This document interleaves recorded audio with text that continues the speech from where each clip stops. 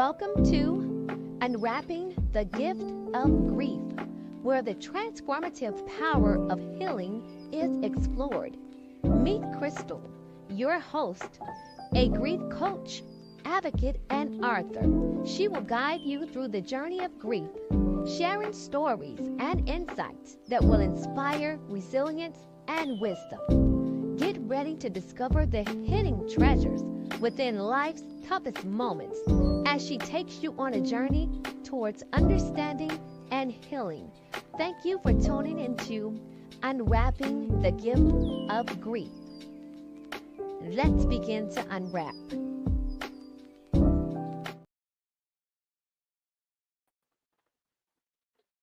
Hello. Thank you for tuning in to Unwrapping the Gift of Grief.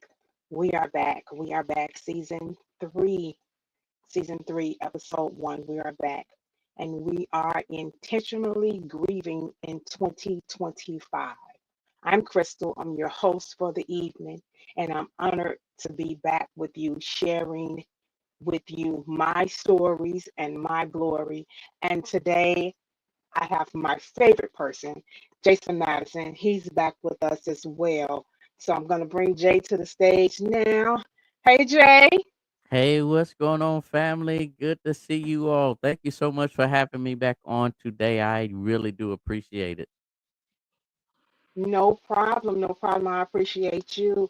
I just thank you for always being available when I need you. You are a true friend. You are a true supporter. And I just want to honor you and give you your flowers today. So thank you, Jason. I appreciate it. I really do appreciate it. So, y'all, we have a great show tonight. It may be a little emotional, but I'm going to ease on into that. But this year, I'm about living intentionally. And I don't want to do anything this year without God first. So, every time I start a season, I always have someone come and pray. So, tonight, I'm going to have Jason pray us in, and then we'll kick off this show. Thank you so much again for tuning in to Unwrapping the Gift of Grief. Go ahead, Jay. Oh, all right, God, we thank you so much for your love, your grace, and your mercy. We thank you for this angel that you have given us, Crystal, and how she has used her voice to be your mouthpiece, God. We appreciate her. We ask you, God, to first of all bless her in a different manner, God. Elevate her, give her witty ideas to elevate what you are calling her to do. God, tonight we pray over this conversation that it will reach people that need to be reached to heal wounds or to at least begin the journey of healing. God, we love you and we praise you in Jesus' name. Amen. Amen. Amen. As I was saying, it's the start of a new year, y'all. And so many times we begin the new year with resolutions, goals, and intentions on what we're going to do for the new year. But really, I want us to tap in and try to move forward because what we don't address going into the new year is our grief, our emotions, our trials, our tribulations. We so power out on all the great stuff, new cars, lose weight, new homes, income. Let's do some inner healing this year. And sometimes grief is a part of your journey. And I want to kind of pinpoint how we're going to navigate that this year and heal intentionally while still honoring the love and loss of our loved ones. And again, this show is just not about the loss of a loved one, it's the loss of a career, lost hopes and dreams, relationships, finances. Grief is an umbrella of things over here on Unwrapping the Gift of Grief. So that's what we're going to be talking about, grieving with intention, acknowledging where we are, understanding the stage of grief that we're in, and making thoughtful choices about how we move forward in this year ahead. So As a grief advocate, Jay, I wanted to share with the people that I too am still on my journey. I'm in the stage of longing. I know my mother is gone, but sometimes I still deeply wish that she was here with me. Like now, I'm going through so much. I'm excelling at so much. I'm accomplishing so much that I just want to share those things with her. And like I said, I know she's gone. I know she's not coming back. But that's the stage I'm in, and I've accepted her passing, and I know that my grief is layered. And even as I guide other people, y'all, I just continue to learn and grow through my own experiences.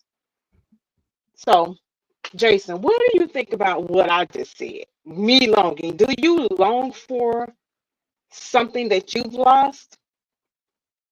Well, let me share this with you. You know, I being in when I was in the military, one of the things that I did, I was a chaplain assistant, and we had to deal with a lot of um, grief counseling, I guess you could say, call it grief counseling. And one of the things that I recognized uh, in this, in doing that process, is that uh,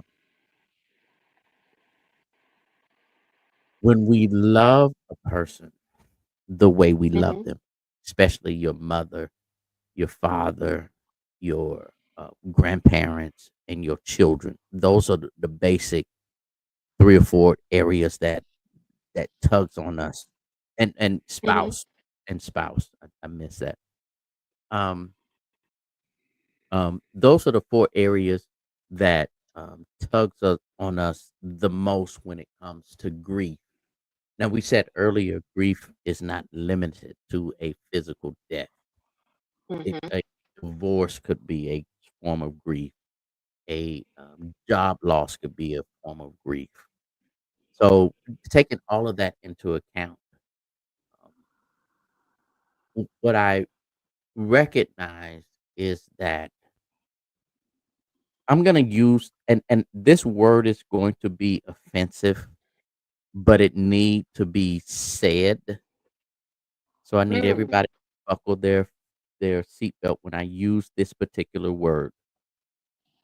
When it comes to, especially when it comes to death, and and and when it comes to the Christian walk, we are taught that God knows our years, our days. He's numbered those days.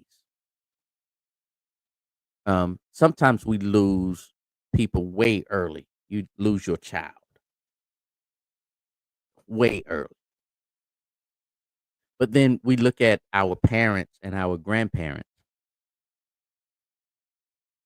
and in that, they are later on in years, right? So you have maybe losing a child very young versus Mm-hmm. losing a parent or a grandparent. If we call ourselves Christian, I'm trying to ease this Come on, pill. take me there. There's a simple word called selfish. Mm. We become selfish because I want that person here with me physically. Mm-hmm. I physically want that person here with me. I never want to lose my mom, my dad, my grandparents, my children, my spouse, whatever. I never want, because I'm selfish, because I want them. And we forget the fact that God has ordained the day, the hour,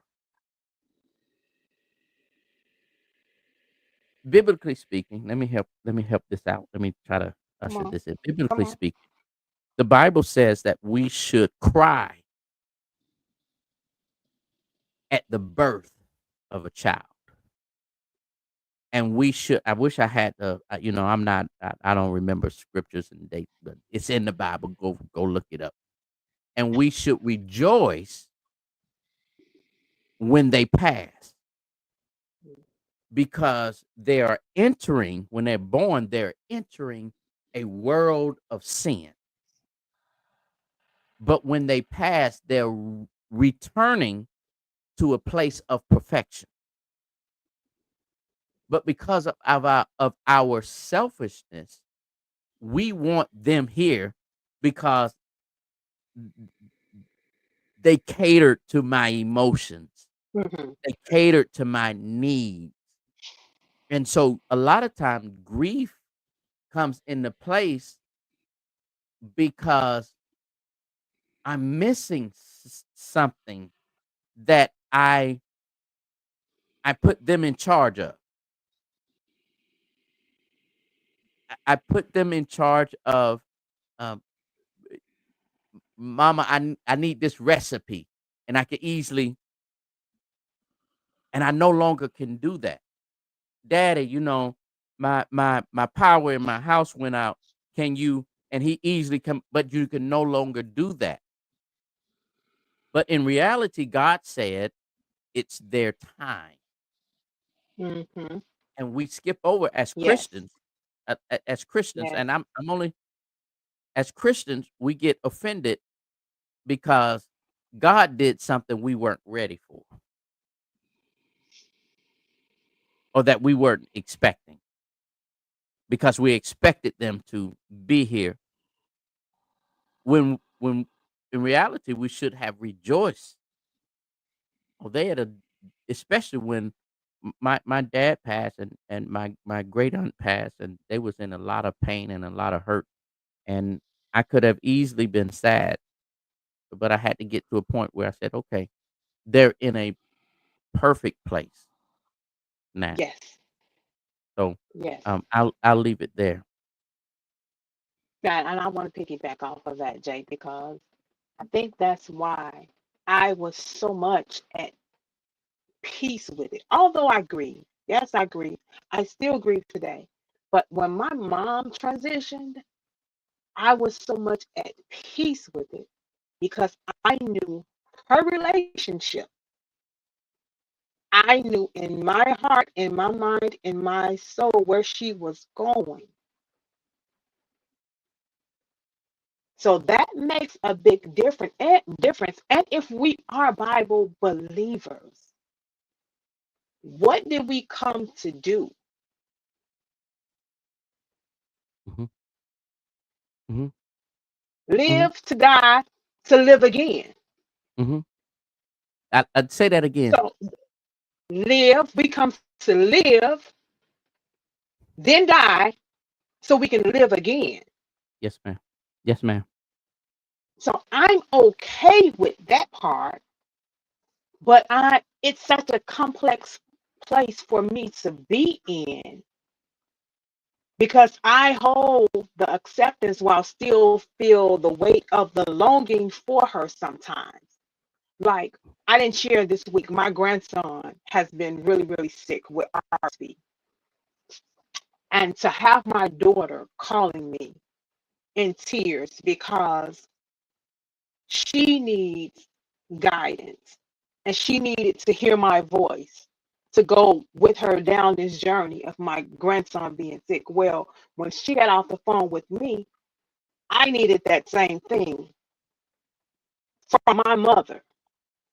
That's that longing that I miss, that I Mhm. need. But again, like I said, I'm clear about it. I'm clear about it. I know she's not coming back, but I do miss it. And that's why, again, I'm pressing for everyone who's grieving to grieve intentionally on purpose with healing and hope as the goal. Everybody that's listening, take a moment and ask yourself, Where are you emotionally in your life right now on your grief journey? What stage do you find yourself in? And remember, there's no right and there's no wrong answer. There's no right or there's no wrong stage. Grief is its own unique journey. It's your journey. Only you are walking this alone. Only you know where you are. And it may not look the same as somebody else's. Grief is not a race, y'all. Mhm, It's not mhm. a race. You you you It's a you said process. you said a lot of things that's very important, and I hope that your audience group caught what you were saying. Um, there are different. You use the word stages of grief. Hmm. Hmm. One of it's the initial shock and the initial moment of dealing with it, but there is um, a point where um, in order to get over it, as my friend Dr. Tony would say, get over it. There is a point, and it's called you said it, recognizing that Hmm. I am grieving. It's one thing to grieve. Hmm. I'm grieving. But then there is a point in your life where you have to admit to yourself, not to others, because others see it. Other people see that, and recognize you lost your mother, you lost your this, you lost your that, you lost. Yes. But then there's a Yes. point in order to begin the journey. The journey actually begins when you admit to When yourself, you admit. I'm dealing with this. Yes. This is a Yes. weight. Grief is a weight that Whew. sits on us. Heavy. A heavyweight. And let me tell you something. When this weight is sitting on us, when this particular weight is sitting on us, you can't just say, move out the way. Now, here's what we Hmm. do. Here's what we do. We put this, especially leaders and the strong members of families, leaders, businesses, churches, ministries, and the strong person of the family. Here's what we do. We feel the weight. So I Hmm. can go down to my gym downstairs and I could put weight on my bar. And that weight will sit on me and I can hold it. I can hold a certain amount of weight and it won't crush me because it's not that heavy because I've matured enough. But when that weight sit on me, I'm going to hold this weight and everybody is going to look at me and it's like, oh, he still hold it. The weight is not killing them. And we convince ourselves as leaders of our families, of our ministries, or whatever the case may be, and say, I'm okay. Eventually, it will get lifted. Ooh. That's our mindset. And we ignore the fact in order for, watch this, y'all. In order for us to lift it off of us in the gym, I have to say, hey, I need a spotter. I need somebody to come help me lift this off of me. I'm so used to being the strong person. I'm so used to being the strong person in the family, the leader of the church. Until that weight get on me, I'm used to being the spotter. Here's one thing about a spotter. A spotter should be able to lift more than you. Mm. We don't know how to center people around us or communicate with people or connect with people, that because sometimes you can't go to, as the leader of the family, You can't go to somebody because they used to you being the leader. Yes. So you're gonna have to go Yes. to somebody else's family You're gonna have to go to somebody and be else's family. here's the word, be real with them. I can't take this. Be This is real, too be I miss vulnerable. my Yes. mama. I miss my daddy. I miss my child. And I don't know how Yes. I'm going to continue on beyond that statement. Mm-hmm. I don't know how I'm gonna do it. That is Yep. saying I need help. You just you just ushered us right on in to this next segment, understanding that process. And one thing that I've learned about grief is grief often waits for us to acknowledge it. My God. You have to acknowledge that you're The grieving first the pain don't before you can happen until you even, acknowledge it's there. until you, exactly. You cannot begin to heal until you acknowledge that I'm feeling something. Something is off. Oh, this pain, what is this? So when we be true to ourselves and sit with our emotions rather than running from them, because sometimes people distract themselves so much that they don't have to face their grief. Good word. Working all the time, drinking, whether it's alcohol, whether it's weed, whether it's sex, whether it's partying. Come on now, somebody. I'm talking to somebody. And I'm talking to It's called myself too because I did it self-medication. too. That's what it's called. Come on. Come on. And we're going to be honest on this show here. But when we put these distractions in our lives and we take our emotions and stuff them down, sit on them, pile stuff on top of them, what eventually is going to happen is you're going to erupt and you don't know where it comes from. But that's your grief that you need to figure out when and where you're going to be honest with yourself and say, hey, I need to deal with this. I need to deal with this. So please don't avoid your grief. Um, and I think people think of grief as a weakness. It's not a sign of weakness.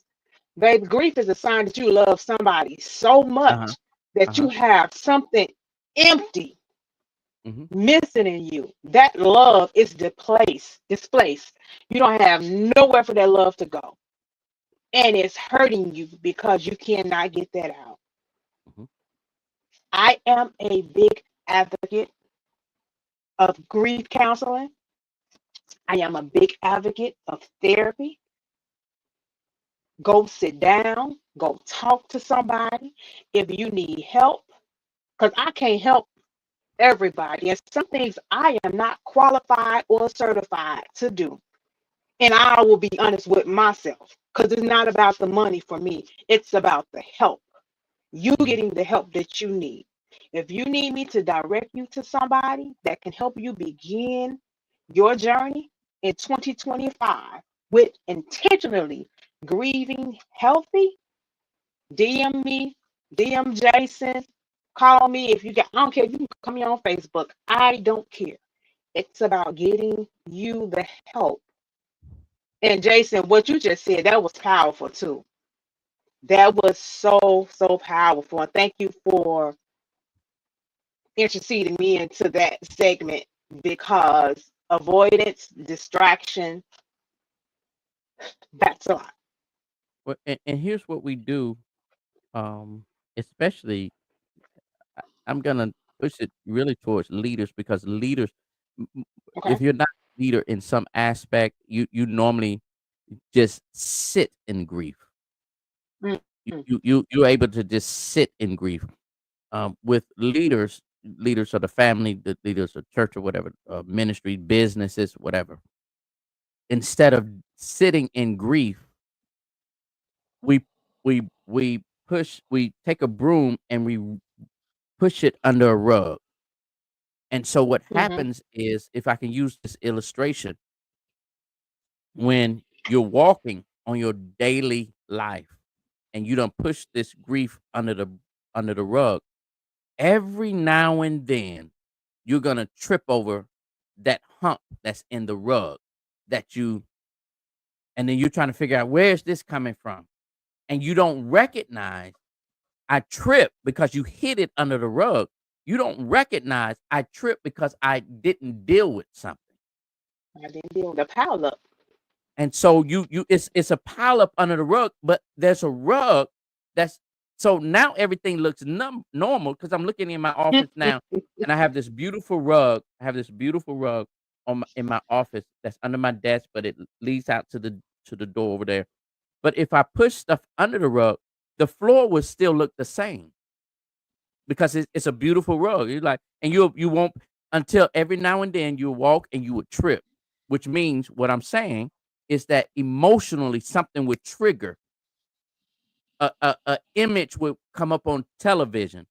A statement would have been made by somebody that reminded you of what the person that passed used to say, and now you're triggered, and you don't know why you're triggered because because it's hidden Ooh. under the rug. Because what happens is we can be triggered Mm. Come on. by a sound. I'll go recently I went I went and bought me some pecans that was already shelled, and my grandmother used to take the pecans back because we used to have pecan orchards in our yard, and we would crack it, and grandmother would put butter um and in the oven, put the pecans, butter, and salt in the and I said, "Ooh, I remember when grandmama used to do that." And so I made it. As it was cooking, I was triggered all the way back to my childhood Mm. because the smell of what was cooking in my house reminded me of a conversation that I had with my grandma. Boy, you better get in here and learn how to cook because you're gonna marry somebody that don't. That was a whole Mm. that was a whole conversation, and it made me emotional. Not that I Mm. and see, uh, I don't want to push your show too fast, but sometimes triggers will push us into an area that we're not ready for. Yes. And not that we're mad, not that we are sad, but let me tell you about memories.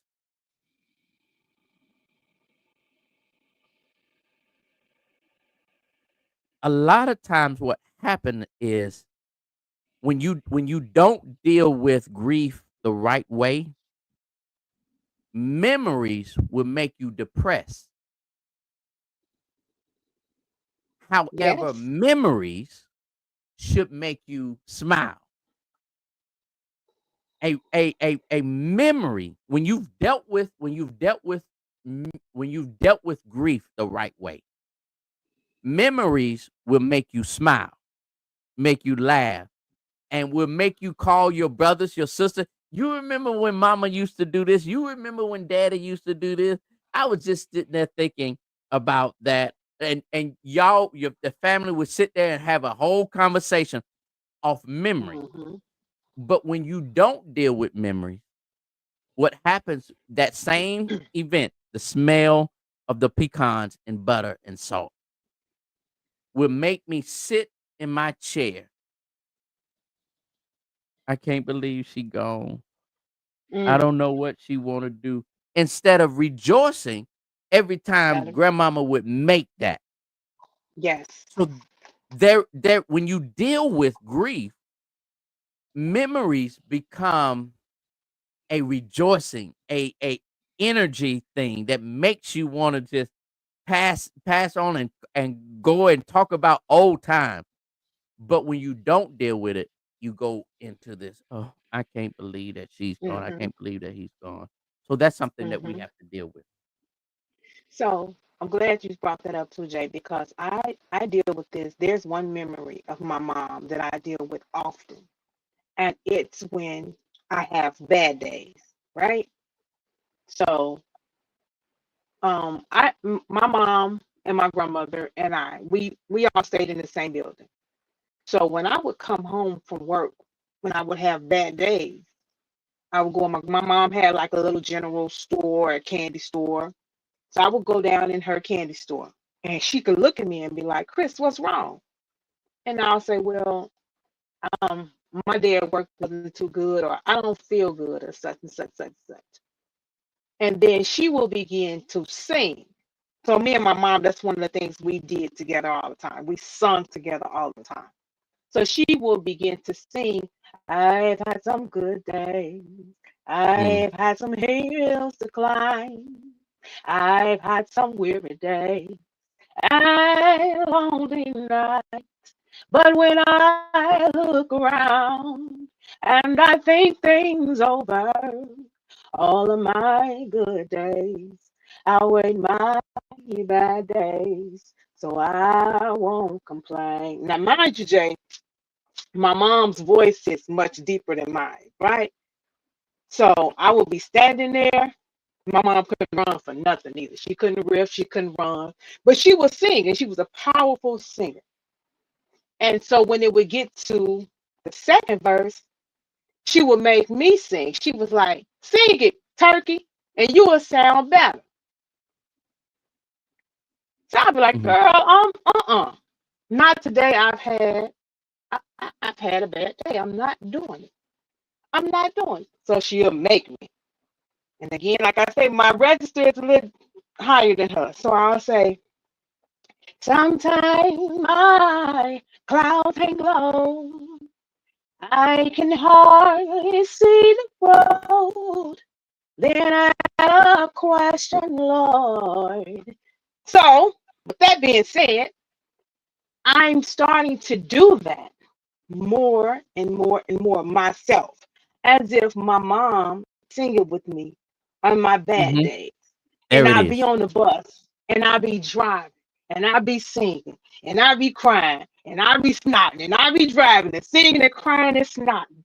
But it makes me grateful because I have that memory of Uh-huh. my There it is. mom There it is. comforting me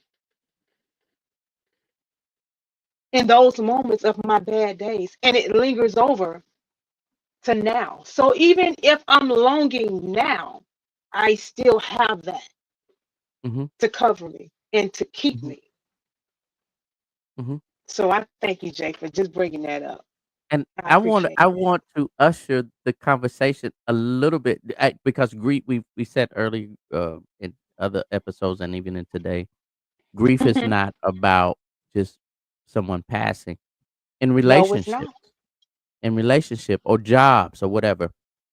Are we going? Sometimes Are we going there with relationships tonight? we're doing all of that.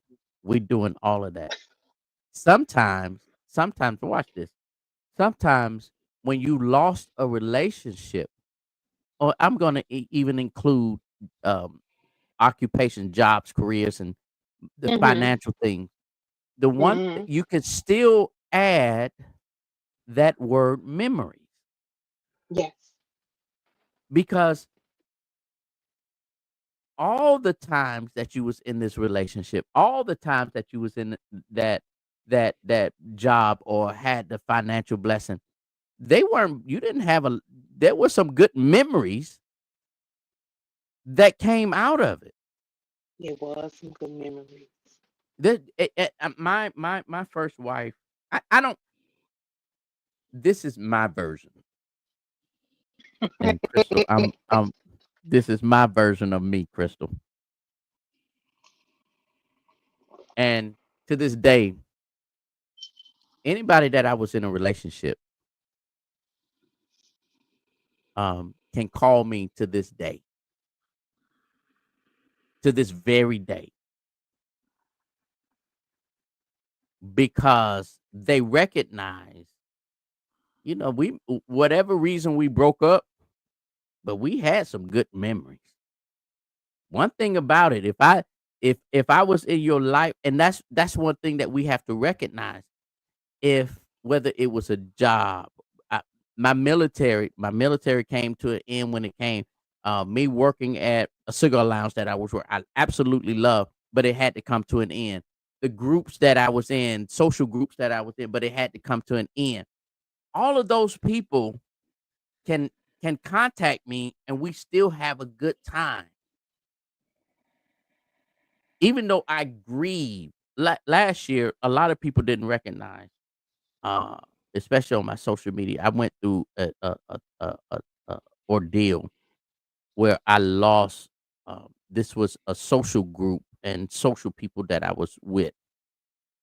That this is the first time I'm going to admit it. I came home and I cried for days, even months, Mm, mm. because I knew them. And then all of a sudden, they were gone.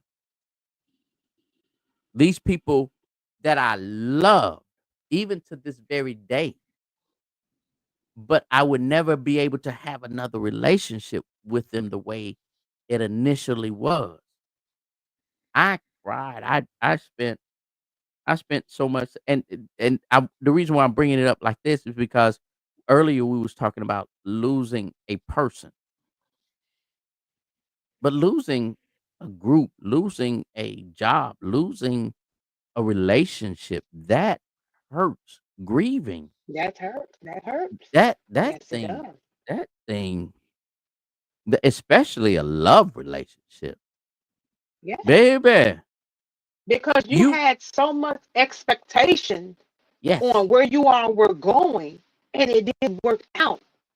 it's the same This concept thing is of, over with. but watch this. Let me mess you up real quick then, because sometimes think about it. When you lose a loved one, you expect that loved one to be there forever. When you in a relationship, love relationship, guess what? You expect it to be there forever. Yes. When you on Yep. a job Yeah. that you putting Yeah. all your energy in, you expect that job to be there forever. When you done built up a financial nest egg, you expect Mm. that financial nest egg to be there forever. But then all of a sudden it's gone. How do And I I'm gonna supposed even to I'm gonna grieve? add this. I'm gonna add this because right now we're in the middle of something right now where people are going to experience PTSD and grief with the wildfires in California. I'm getting They've ready to lost do.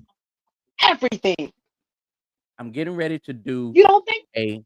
I'm getting ready to do a podcast on one of my shows. Her name is Bishop Latrice Jester. Latrice Jester, Okay. out of Arizona, and she's in charge of um, that type of thing for Full Gospel. So we contacted, and she said, "I got to get this word out." Let me tell y'all something. What the grief that them folks over in California is, if you want to know grief, okay, it's one thing to lose a family member, your mama, your daddy, grandparent, that type. But imagine one day you wake up and life is good, and 30 minutes after you waking up, they telling you need to grab whatever you can. Yep. 2 hours later, you find out everything that you own is gone, Is gone. and your Every insurance memory and don't look, cover you. your insurance ain't even. I'm gonna share a grief similar to that. I went through a divorce, and no one, maybe one or two people know this. All of my military awards, 20 years, 20 plus years awards, gone. They're gone. They're completely gone. So now I'm grieving because everything that I thought I had that I was gonna send to my kids is gone, Mm. and I can't get it back. That's just my military career. I still got my life. I still got my car. I can still got. But imagine everything that you had is gone, It's gone. and that's grief on Whew. a different level. Mm. Because not only do I have to sit in my grief for myself, I have to sit in the grief that I have nothing to hand my next generation. Yeah, yeah. For my family. For my Yeah, family. Yes. yeah. And here's the other part of this, Jay. I guarantee you, they don't even know where to begin or how to begin to process My God, what's going on. my God. And believe it or not, they're probably not even going to pinpoint it as grief or acknowledge it as grief. I was just getting ready to go there. They're just disappointed right now. They They're not disappointed. even going through grief right now. They're at a place. A lot of those people are at a place where I can't believe Shock. The shock and awe of it. they're in. There it is right there. That's the word. The shock and awe. They're not in grief. They are in shock. Yes. They are in, Yes. and it's the same. It's the same. It's the same. It's the same. So people, or some of your people are probably looking like, let me, when you get the phone call that this person in your life is gone, you're not grieving at that point. You are in shock that they're gone.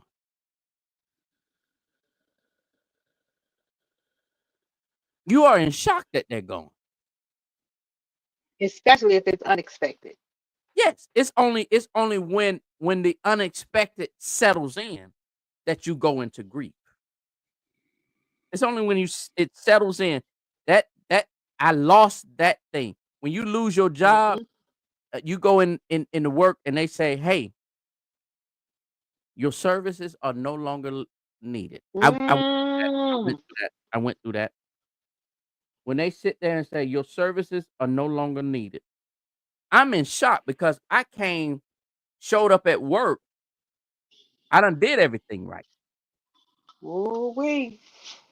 And then all of a sudden, I show up and you say, "My services are no longer needed." Yes. I'm in shock. I'm in shock. I went through But that too. I now, got fired on my second day, Jay. look, I cried all the way home. look, I was in a job, in a religious job, in was high, had a good title. I show up at work, they say you on administrative leave. For what? Especially when you don't even know what happened. And see, I think that's when you don't know what happened. Next thing I know, they said, uh, Georgia, they said Georgia is at will state. We don't even want you, right. We your services. Wait, where did that come from? Where did that come from? And baby, when I say I was hurt, I was I was I was hurt. Mm, mm, mm. Wow. We've unpacked a lot tonight, Jay. We did. We really did. We've unpacked a lot tonight. Um, y'all, I just want to tell y'all, I want you to know it's okay to feel everything. Feel everything. Acknowledge where you are, whether it's sadness, joy. Even sometimes grief can make you numb and you don't feel anything. Embrace that. It's okay. Allow yourself the space to feel without any judgment. And make sure you know who your circle is. Make sure you have a tight village. Make sure you have people to lean on. That no judgment space, that's what you need going forward. Um, as we intentionally grieve for 2025, we're going to get ready to wrap up this conversation, but I want to ask Jay, what does I can't even say it right now because I'm messed up. Intentional grieving look like to you? We kind of dealt with it. Um, we kind of dealt with it earlier. One, recognizing that I literally am grieving, Bec- and it's what's I forgot. I think the AA Anonymous thing. Your first step is admitting that I'm dealing with this. I have to admit. I know I'm normally the strong person. I know I'm normally the person helping other people, and it's and my heart is for my heart has always been for leaders, because not just leaders in church or politics, but even the leader of families Hmm. who used to being the strong one, admitting that, dropping your head, taking that deep sigh, and telling yourself, because you can lie to everybody else. Ooh, baby. But let me tell you what happens in the midnight hour. Come on. When everybody is asleep, the phone is no longer ringing. You don't have to respond to text messages, emails. The kids are in the bed and the lights goes down and the distractions has removed themselves for you to deal with the fact that you are grieving. So my response to your question is, number one, admit, get to a place.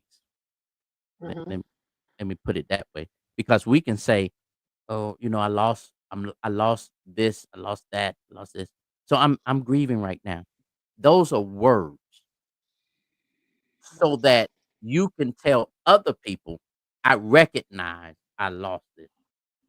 Those are words. That's one way, but it's only until you get to a place where you sit in the middle of your bed, in the middle of the floor, Hmm. in the couch, in the living room by yourself, and let the tears and the snot and all of this stuff run out of you, and recognize, I lost something that was important to me.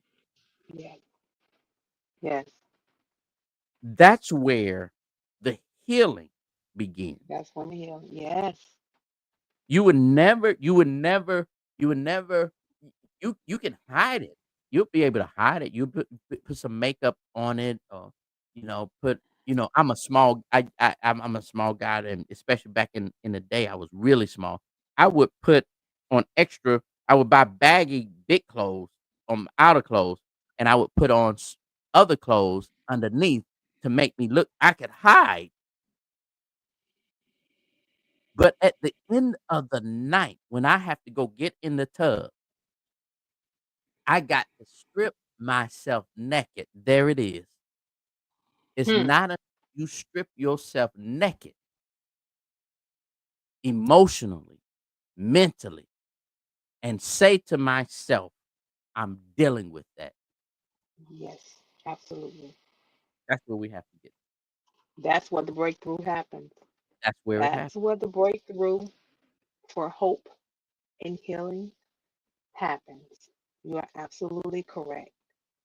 That was so inspiring. That was so inspiring, Jay. And for everyone that tuned in tonight, I just really, really want to thank you. Number one, I want to thank you for tuning in to season 3, episode 1 of Unwrapping the Gift of Grief. I encourage you to set the tone this year in your life. Set one intentional goal for your healing this year. Listen, it doesn't have to be real huge, it doesn't have to be big. It could be as simple as journaling once a week, even making an appointment to see a therapist or seek some type of grief counseling. There's a program I'm going to begin to talk about called Grief Share. It's a 13-week grief program where you go in person or you can go online, and it will help you begin to understand your journey and guide you through your journey in the process. So I'm going to talk more about Grief Share. I went through it. It helped me a lot. So back what I was saying. So even if you make one appointment and attempt to go try to get some help, or just simply checking in with your own emotions on a regular, small intentional steps, they matter, y'all. And that's the goal for 2025, being intentional with your grief. Jason, I really, really want to thank you for being here with me tonight. I appreciate you. I appreciate you. I love you. You share so much wisdom on this show. You impart so much into me. And this has been such a meaningful conversation tonight, Jay. So I'm going to let you give your closing words as you always do, so lovely and eloquently. Go ahead, Jay. I want to say this. Crystal and I have never met each other in person. We've ne- Ever. we've known each other for years. We've known each other for years, and we've never met each other in person. But one of the things that I do recognize is that God has a calling on her life. Oh. And I'm going to say this to you, and but I want to expand it to everybody. A lot of times we go through things so God can take us to our purpose. Some years ago, I dealt with something, and God told me in a dream, He said Jesus was crucified so that He can reach His purpose. Some things that we go through in life, when we think, because Jesus said in His prayer, let I don't want to have to deal with it. God, let this cup pass me by. I don't want to deal Mm, with it. In grief, a lot of times we say, God, I don't want to have to deal with this. But in reality, God says, no, I chose you to go through this so that you can help someone else.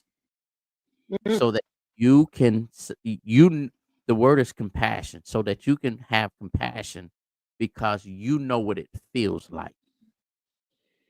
So don't think that what you're going through in life is about you. It's about God choosing to use you to help somebody else down the line. yes. Watch this. I want everybody that's going through grief moments, and I don't care what area it is, whether it's financial, whether it's career, whether it's child, whether it's relationship, mother, father, whatever it is. The reason why you had to go through it intently, or as heavy as you did, intensely, that's the word I was looking for, as intensely as you did, is because you need to know what it feels like, and you're Mm, gonna have to come out of it. So because God is going to start bringing you people that you're gonna be able to, not with word, because a lot of times we sit there, just pray about it, or God will see you through. No, now you're able to say, hey, I know what the lonely nights feel like. I know what dealing with memories feel like. I know what and you will be able to minister, to lead, to usher. I like the word usher. I don't like using Mhm. minister. I like the word usher. I like the word Usher usher too. people out of,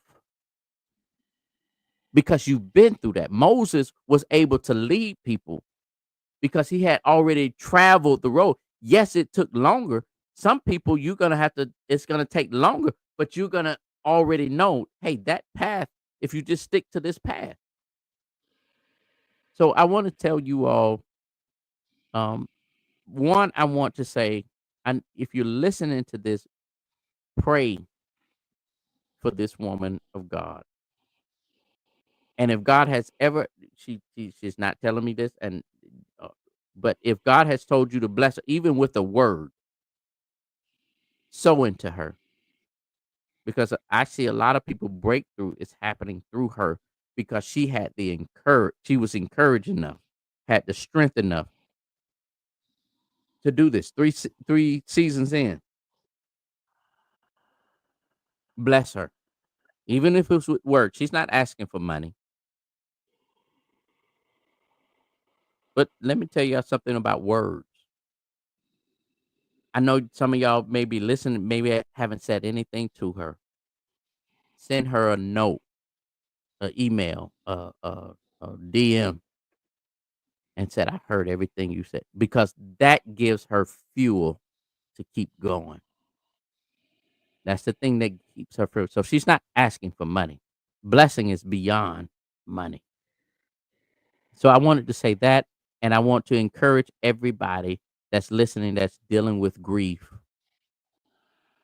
to keep your head up, to look in the mirror and talk to yourself and say, hey, this is where I am. The best place to be in life is honest with yourself. I'll say that again. The best place in life is to be honest with yourself. Because if you can lie to yourself, you can lie to Mhm. others. But if you Yeah. can be true to yourself, you can be true to others.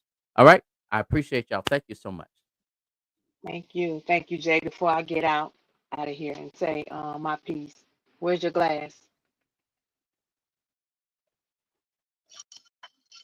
Happy New Year. Happy New Year. It's a new season that has already begun.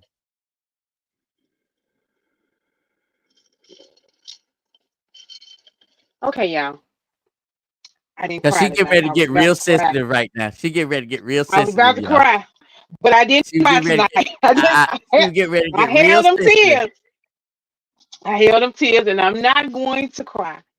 But I just want to wind us down with this and leave you all with these words as we step into this new year. We're what, 14 days in the new year. Remember that healing, it is possible. And It is hope is always waiting for you. And I want to indeed. leave you with this thought as well. If there was no love, there'd be no grief. So consider yourself blessed to have loved so deeply that you now can feel the loss. And I think that's the part that we miss the most. We Yes. don't get that part. Yes.